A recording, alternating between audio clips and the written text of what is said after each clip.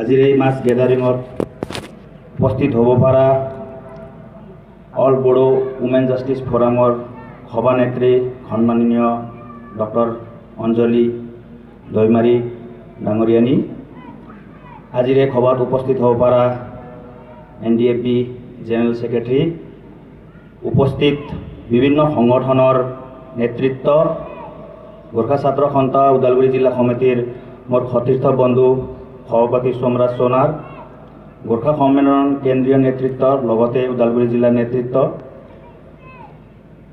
আৰু আজিৰ এই মাছ গেদাৰিঙত উপস্থিত হ'ব পৰা বিভিন্ন দল সংগঠনৰ নেতৃত্ববৰ্গ, আজি এই মাছ গেদাৰিঙত উপস্থিত হ'ব পৰা মোৰ শ্ৰদ্ধাৰ আই মাতৃসকল, সকলোকে মই সদৌ অসম গোৰ্খা ছাত্ৰ সন্থাৰ পৰা সংগ্ৰামী অভিবাদন যাচিলোঁ। গোৰ্খা ছাত্ৰ সন্থা তৰফৰ পৰা যোৱা 30 তাৰিখে CBI কোৰ্টে যি ৰায়দান দিলে তাৰ বিষয়ে আমি এইটোৱে ক'ব বিচাৰোঁ, যিহেতু বড়ো জাতিৰ অন্যতম নেতা DR নাবলা ডাঙৰীয়া আজি শান্তি ৰক্ষাৰ কাৰণে, আজি এই অঞ্চলত শান্তি প্ৰতিষ্ঠাৰ কাৰণে তেওঁ চিজ ফায়াৰত আহি আলোচনা মেজলৈ বহি চৰকাৰৰ লগত আলোচনা কৰি আছিল। গতিকে এই আলোচনা আমি আদৰণি জনাইছিলোঁ। বিভিন্ন দল সংগঠনৰ লগতে আমি গোৰ্খা জনগোষ্ঠীয় সংগঠনে আমি আদৰণি জনাইছিলোঁ। আমাৰ এই অঞ্চলত শান্তি প্ৰতিষ্ঠা হোৱাটো আমি বিচাৰোঁ।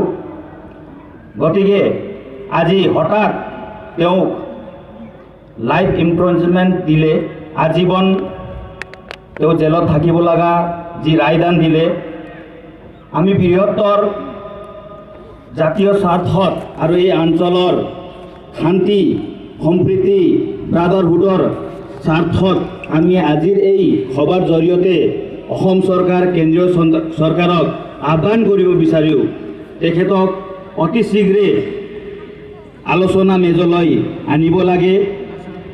যিকোনো নেতা জেলত থাকিলে শান্তি আলোচনা কৰাটো মিনিংফুল নহয়, এইটো আমি অনুভৱ কৰোঁ আমাৰ ফালৰ পৰা।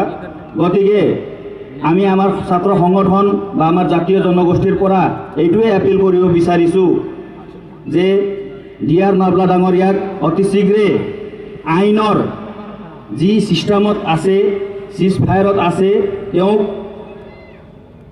জেলৰ পৰা ওলাই ফালে NDAPৰ আজি বহু বছৰৰ পৰা যি সমস্যাৰ কাৰণে তেওঁলোকে চিজ ফায়াৰত টক চলি আছে, এই আলোচনাৰ নামত আলোচনা নকৰি সোনকালে এটা সমাধানৰ সূত্ৰ ওলাই এই অঞ্চলত শান্তি শৃংখলা ব্ৰাদাৰহুড মেইনটেইন কৰিব লাগে, আমি এইটো এপিল কৰোঁ। তো গোৰ্খা জনগোষ্ঠীৰ পৰা আমি এপিল কৰোঁ। আৰু আজিৰ এই সভাৰ জৰিয়তে মই সকলো আজি যিমান ইয়াতে আমি একত্ৰিত হৈছোঁ সকলোকে মই গোৰ্খা জনগোষ্ঠীৰ পৰা আপোনালোকে পিচ মেইনটেইন কৰিবলৈ এপিল কৰোঁ। আমি চৰকাৰৰ ওপৰত এতিয়ালৈকে আমি আস্থাত আছোঁ, আমাৰ আহ্বান তেওঁলোকে গ্ৰহণ কৰে, এইটোৱে মই কামনা কৰোঁ। আৰু আগন্তুক দিনত বড়ো জনগোষ্ঠীৰ বিভিন্ন সমস্যাৰ ক্ষেত্ৰত যি ধৰণে গোৰ্খা জনগোষ্ঠীয়ে আগৰ পৰাই বড়ো জনগোষ্ঠীৰ সমস্যা, বড়ো জনগোষ্ঠীৰ আন্দোলনৰ ক্ষেত্ৰত যি ভূমিকা গ্ৰহণ কৰিছিল গোৰ্খা জনগোষ্ঠীয়ে আজিলৈকে, এই ভূমিকাটো আগন্তুক দিনত থাকিব।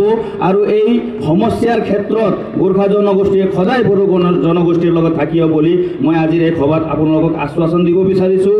আৰু আমি আশা কৰোঁ অতি সোনকালে DR নাবলা ডাঙৰীয়া মুকলি আকাশৰ তলত আহি আলোচনা কৰি এই NDAP যি সমস্যা আছে এই সমস্যাটো সমাধান কৰাৰ বাবে মই পোষকতা কৰোঁ। এইখিনিতে কৈ মোক সকলোকে ধন্যবাদ যাচিছোঁ। জয় আই অসম, জয় গোৰ্খা, গুজুংথন।